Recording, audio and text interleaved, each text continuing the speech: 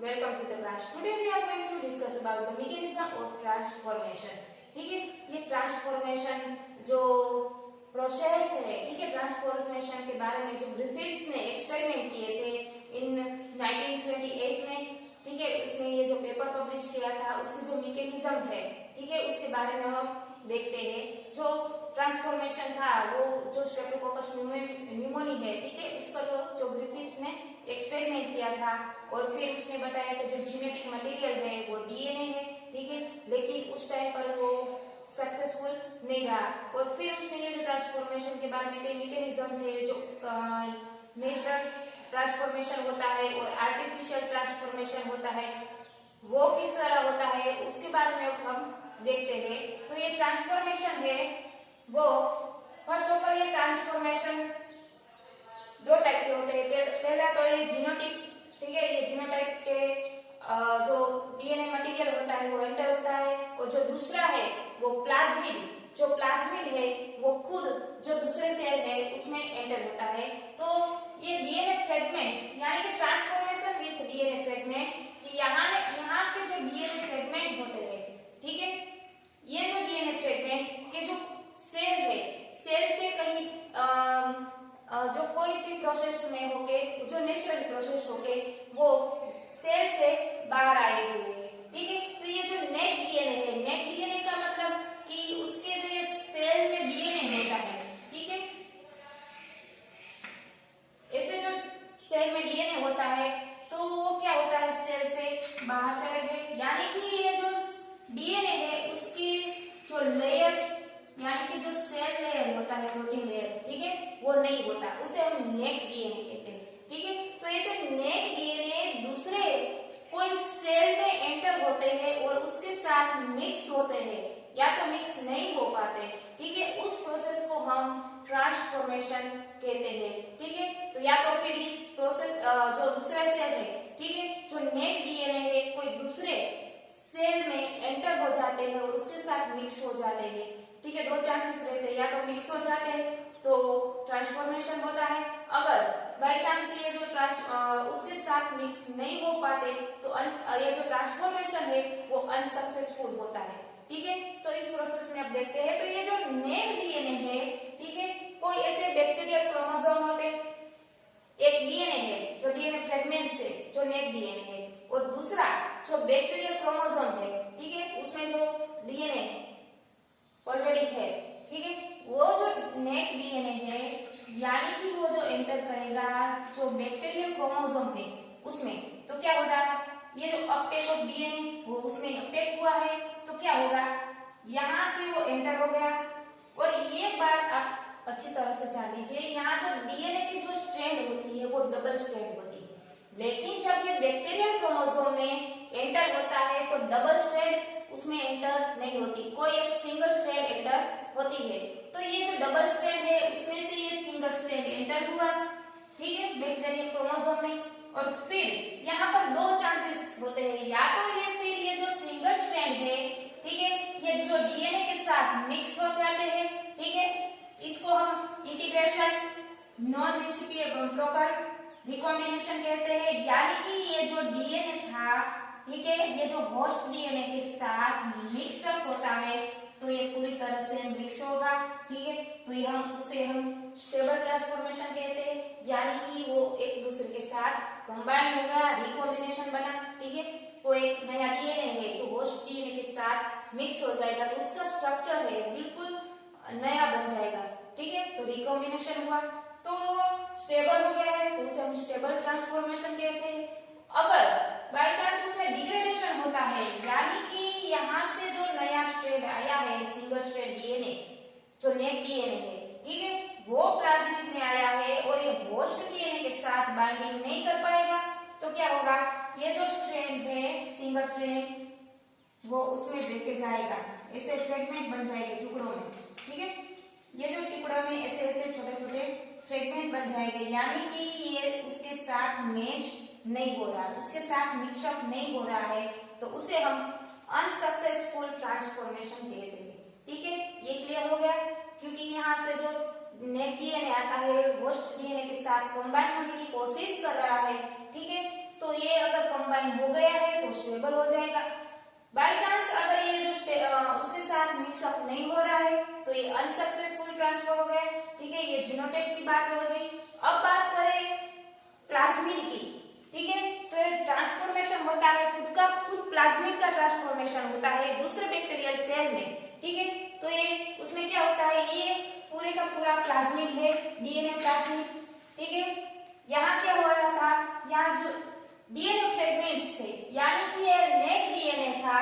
ठीक है, कोई सेल से बाहर से आया हुआ जो नेक डीएनए, उसके जो सेल में प्रोटीन लेयर, ये जो डीएनए है, ठीक है, उसके जो लेयर है, प्रोटीन लेयर, वो नहीं होता, जो खाली डीएनए होता है। ठीक है, उसे हम नेक डीएनए कहते हैं। लेकिन यहाँ खुद प्लाज्मिड है।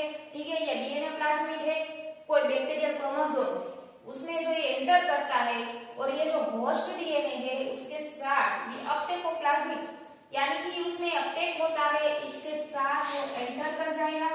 तो क्या होगा, ये जो प्लाज्मिड एंटर कर जाएगा तो वो पूरी तरह से स्टेबल हो जाएगा, तो उसे हम स्टेबल ट्रांसफॉर्मेशन कहते हैं।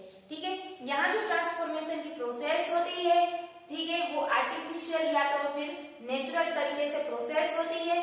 तो मैं आपको समझाऊंगी।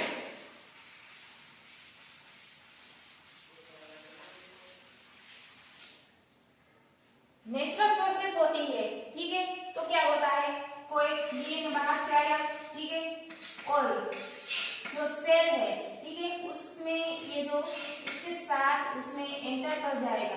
ठीक है, वो नेचुरल जो ट्रांसफॉर्मेशन होता है।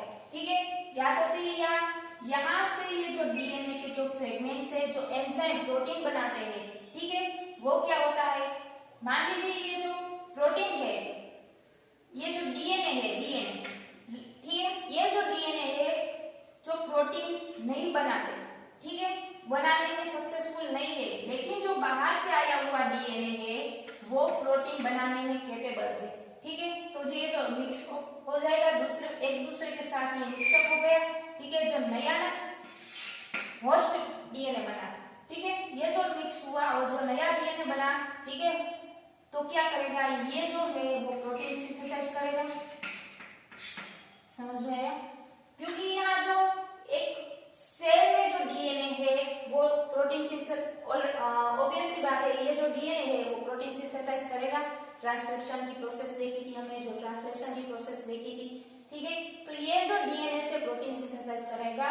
ठीक है, लेकिन यहाँ पर ये जो प्रोटीन सिंथेसाइज जो एंजाइम नहीं बना पा रहा, लेकिन जो बाहर से आया हुआ डीएनए है उसके साथ ये होस्ट डीएनए के साथ मिक्सअप हो जाएगा, तो ये जो नया डीएनए बनेगा वो प्रोटीन सिंथेसाइज बनाएगा। ठीक है, वो नेचुरल तरीके से प्रोसेस होती है, तो हम उसे नेचुरल ट्रांसफॉर्मेशन कहते हैं।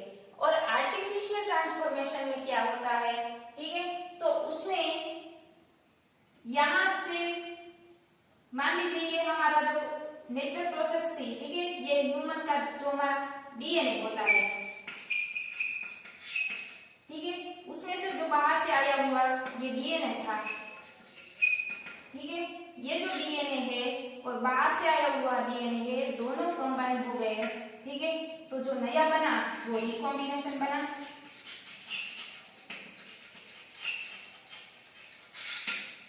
ठीक है, लेकिन आर्टिफिशियल प्रोसेस में क्या होता है, यहां से ये जो डीएनए होता है, ठीक है, वो डीएनए में उसमें इलेक्ट्रोपोरेशन जो प्रोसेस होती है इलेक्ट्रोपोरेशन का, ठीक है, उसमें क्या होता है, ये जो डीएनए का जो न्यूक्लियस होता है, ठीक है, ये सेल है, उसमें जो न्यूक्लियस में जो डीएनए होता है, ठीक है, उसमें ये जो सेल में जो डीएनए पड़ा है न्यूक्लियस में, तो क्या होगा, ये जो इलेक्ट्रोपोरेशन की जो प्रोसेस होती है उसमें क्या होता है, जो इंजेक्शन के थ्रू उसमें एक जो डीएनए है उसमें जो डीएनए उसमें इंक्लूड करते हैं, ठीक है, इंजेक्ट करते हैं, तो क्या हुआ, डायरेक्ट ये जो न्यूक्लियस में जो दूसरा बाहर से इंजेक्शन में हम उसमें जो डीएनए के जो कंटेंट है, ठीक है, वो जो डीएनए के कंटेंट डायरेक्ट जो न्यूक्लियोइड है, ठीक है, ये जो न्यूक्लियस है उसमें इंक्लूड करते हैं, तो ये आर्टिफिशियल ट्रांसफॉर्मेशन हुआ। प्रोसेस को यूज करते हैं, ठीक है। तो ये आर्टिफिशियल ट्रांसफॉर्मेशन हुआ, ठीक है। कई बार ऐसा होता है कि इस प्रोसेस में क्या होता है, एक्चुअली ये जो प्रोसेस में ये जो डीएनए फ्रेगमेंट होता है, ठीक है, उसमें ये फैक्टर्स होता है, इस जगह पर फैक्टर्स होते हैं, वो पॉजिटिव फैक्टर्स होते हैं, और जो दूसरा है, ठीक है, वो नेगेटिव फैक्टर्स है। तो ये जो नेगेटिव फैक्टर्स है, ठीक है, वो क्या करेगा, या हम जो एक लेबोरेटरी में आर्टिफिशियल ट्रांसफॉर्मेशन करते हैं, तो उसमें इस प्रोसेस में इलेक्ट्रोफोरेशन, जो इलेक्ट्रोफोरेशन की जो प्रोसेस होती है, हम उसे जो कैल्शियम यानी कि ऐसे जो मॉलिक्यूल, इसकी जो वैलेंसी होती है वो 2+2 होगी। मतलब कि यहाँ जो ये प्लस फैक्टर है, उसमें हम जो कैल्शियम यानी कि जो वैलेंसी वाला ऐसे मॉलिक्यूल है जिसकी जो वैलेंसी +2 होगी, तो क्या होगा, ये जो सेल है, जो बाहर से आया हुआ डीएनए, जो F- यानी कि जो यानी कि जो रेसिपिएंट है, फैक्टर्स जो माइनस रेसिपिएंट है, ठीक है, वो क्या करेगा, यहाँ जो ये डोनर प्लस F डोनर है, वो क्या करेगा, उसकी ये जो प्लस वाली यानी कि ये जो प्लस है, वो क्या करेगा, यह बाहर से आया हुआ डीएनए को जल्दी से एंटर कर देगा, ठीक है, उसमें जल्दी वो क्या करेगा, जल्दी से वो अपने पास बुला लेगा। तो यानी कि वो उसमें एंटर हो जाएगा, तो ये जो नया बन जाएगा, ये बाहर से आया हुआ और खुद का है, ठीक है, जो नया बन जाएगा वो क्या होगा, जो रिकॉम्बिनेशन डीएनए यानी कि जो नया बना वो रिकॉम्बिनेशन है, ठीक है। तो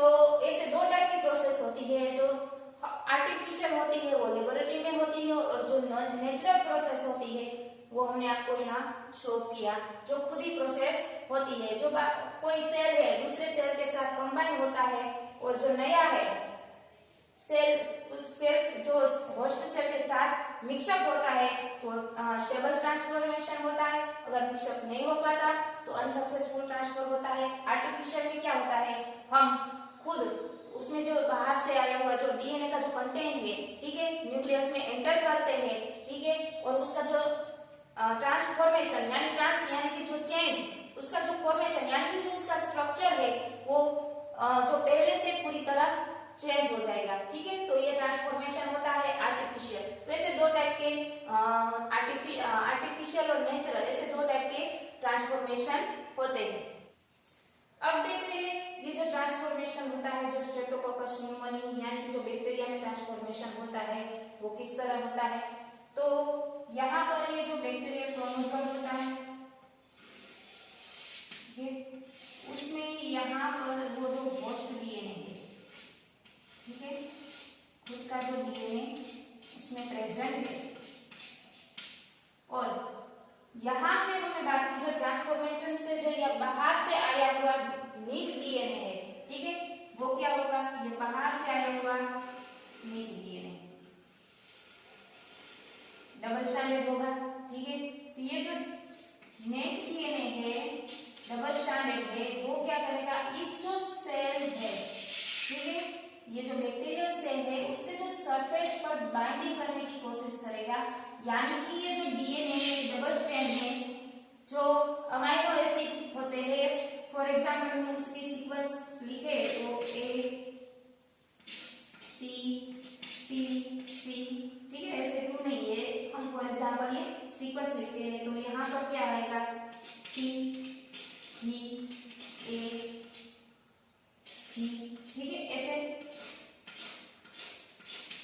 अमाइनो एसिड यानी कि जो न्यूक्लियोटाइड्स है वो प्रेजेंट हो गए, ठीक है। तो ये सरफेस पर यहाँ पर ये जो प्रोटीन्स यहाँ पर अवेलेबल हो गए, ठीक है, प्रेजेंट है। अब ये जो हमने देखा था ट्रांसफॉर्मेशन के लिए जो डबल स्ट्रैंडेड डीएनए है, वो क्या करेगा, उस डबल स्ट्रैंड में से कोई एक ही स्ट्रैंड उसमें एंटर होगा, ठीक है।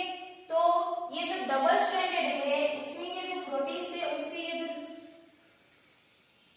प्रोटीन से जो न्यूक्लियोटाइड है उसमें जो एंटर हो रहा है, ठीक है, वो क्या करेगा, उसमें जो ये एंटर होने जा रहा है, ठीक है, ये एंटर होने जा रहा है, इतनी प्रोसेस हम यहाँ लिखे, तो ये एंटर होने जा रहा है, तो क्या करेगा, ये जो न्यूक्लियस है उसके जो प्रोटीन है वो आइडेंटिफाई नहीं कर रहा है। मान लीजिए कि यहाँ पर ए है, ठीक है, न्यूक्लियोटाइड, उसको ये आइडेंटिफाई नहीं कर रहा है, तो उसको वो क्या करेगा, डिग्रेड कर देगा। उसकी बजाय ये टी है, ये जो टी प्रेजेंट है, ठीक है, तो उसको आइडेंटिफाई करेगा, ठीक है। और यहाँ पर सी होगा, ठीक है, वो सी है, टी है, यहाँ पर टी होगा और सी है, ऐसे सीक्वेंस है। तो ये इसको आइडेंटिफाई अगर नहीं कर रहा है तो उसकी जो दूसरी पेयर होगी, ठीक है, जी ए टी, ठीक है, तो यहाँ पर ये इसको आइडेंटिफाई करेगा और यहाँ पर उसे आइडेंटिफाई नहीं कर पाएगा। तो क्या होगा, ये जो न्यूक्लियोटाइड है वो डिग्रेड हो जाएंगे, मतलब कि ऐसे फ्रेगमेंट्स में बन जाएंगे, टुकड़ों में। और जो कोई एक बाकी का जो उसमें आइडेंटिफाई कर रहा है, ठीक है, तो वो एक ही स्ट्रैंड उसमें एंटर कर जाएगा। क्लियर, ठीक है। तो ये जो नीचे वाला स्ट्रैंड है वो उसके जो न्यूक्लियस में एंटर होने की कोशिश कर रहा है, ठीक है, वो उसके साथ एंटर नहीं होगा। ये जो न्यूक्लियोटाइड्स है वो, ये जो न्यूक्लियस है वो क्या करेगा, इस न्यूक्लियोटाइड को ब्रेक डाउन कर देगा, डिग्रेड कर देगा, ठीक है। तो ऐसे छोटे छोटे फ्रेगमेंट्स बन जाएंगे, ठीक है। और ये जो बाकी का जो वन स्ट्रैंड है वो इसमें एंटर कर जाएगा, ठीक है। अब ये जो एंटर हो गया तो ये जो होस्ट सेल है उसके साथ ये जो डीएनए है वो मिक्स हो जाएगा।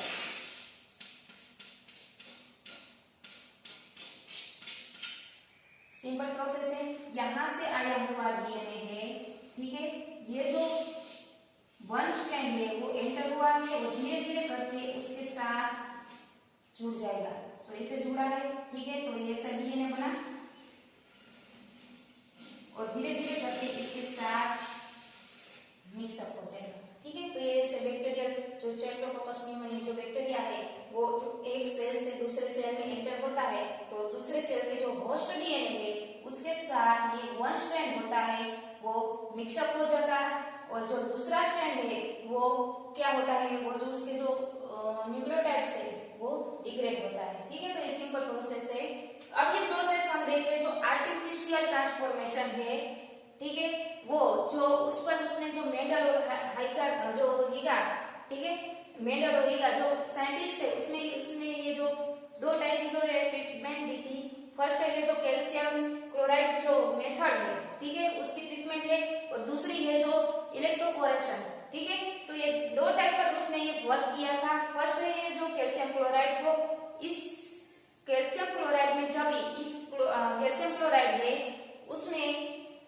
ये जो इकोलाई एस्केरिशिया कोलाई है इस बैक्टीरिया में वो इंक्लूड करते हैं, इनोक्यूलेट करते हैं, ठीक है। और ये जो कैल्शियम क्लोराइड मेथड है, ठीक है, उसको इस सेल को कोल्ड करते हैं, ठीक है। जो सेल बनता है, ठीक है, वो क्या कॉम्पिटेंट बनेगा, ठीक है। तो हमें इस कॉम्पिटेंट सेल को ही चाहिए, तो इस प्रोसेस में हम ऐसे कैल्शियम क्लोराइड की जो ट्रीटमेंट है, ठीक है, यहाँ पर शो ऑफ की है। तो फर्स्ट ऑफ ऑल क्या होगा, हम ऐसे फ्लास्क में इनोक्यूलेट करेंगे इकोलाई मीडियम में, ठीक है। ये हम इसमें इकोलाई मीडियम हमें लिया है, ठीक है। अब इकोलाई है वो जो नॉर्मल सफिशिएंट है जो हमें आसानी से मिल जाता है। तो ये इकोलाई मीडियम दिया और फिर इकोलाई को हमने उसमें जो सेल को ग्रोथ करने के लिए, ठीक है, जो सेल को ग्रोथ करने के लिए उसने हमें 37 सेंटीग्रेड पर 2 आवर्स सेटिंग करने के लिए छोड़ दिया, ठीक है। फर्स्ट ऑफ ऑल जो सेल है, ठीक है, उसमें जो हमें इकोलाई मीडियम लिया और उसको हमने 37 सेंटीग्रेड पर 2 आवर्स के लिए सेकिंग पर छोड़ दिया। यानी कि जो शेकिंग होगा, ठीक है, उस जो पूरे कल्चर का शेकिंग होगा तो जो सेल है वो पूरी तरह से ग्रोथ हो जाएगी, ठीक है।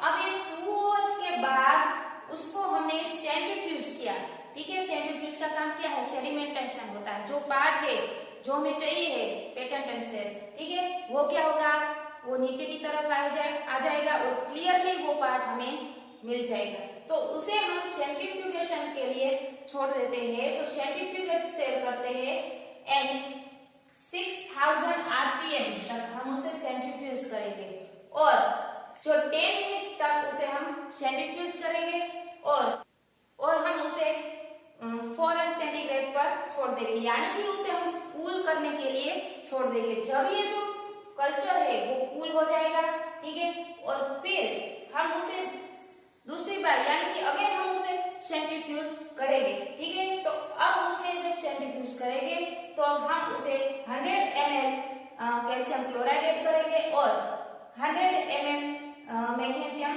सल्फाइड SO4, ठीक है, ऐड करेंगे और पूरी तरह से इस दो कल्चर को हमने ऐड किया है, ठीक है, इक्वल मीडियम के साथ।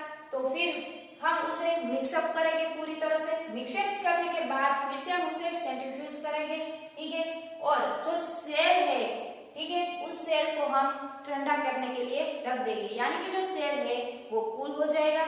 फिर हम उसे फिर से सेंट्रीफ्यूज करेंगे तो उसमें हम फिर से कैल्शियम क्लोराइड ऐड करेंगे। कैल्शियम क्लोराइड ऐड करने के बाद सेंट्रीफ्यूज किया, सेंट्रीफ्यूज करने के बाद फिर से हम उसे आइस करने के लिए छोड़ देंगे, यानी कि ठंडा करने के लिए छोड़ देंगे। और जो हमारा पेटेंट मिला, ठीक है, उसे हम सेंट्रीफ्यूज करेंगे फिर से और उसको जो स्टोर करने के लिए -20 सेंटीग्रेड पर छोड़ देंगे, यानी कि इस ट्रीटमेंट में जो सेल है कैल्शियम क्लोराइड में, ठीक है, जो कैल्शियम क्लोराइड ट्रीटमेंट कहते हैं, ठीक है, इस ट्रीटमेंट को इस जो सेल के साथ जुड़ गया है, ठीक है, उसे हम कोल्ड प्रोसेस कहते हैं, ठीक है, यानी कि जो सेल को कोल्ड करता है, ठीक है। तो ये जो आर्टिफिशियल ट्रांसफॉर्मेशन है, ठीक है, जो मेंडल और हाइगा ने दिया था, ठीक है, और इस ट्रांसफॉर्मेशन को हम कैल्शियम क्लोराइड ट्रांसफॉर्मेशन यानी कि जो कैल्शियम क्लोराइड ट्रीटमेंट भी कहते हैं, ठीक है। सो गाइस इस लेक्चर में बस इतना ही। जो मेंडल के जो दूसरे वर्क यानी कि जो दूसरी एक्सपेरिमेंट थी इलेक्ट्रोपोरेशन, उसके बारे में और जो ट्रांजैक्शन है उसके बारे में हम नेक्स्ट लेक्चर में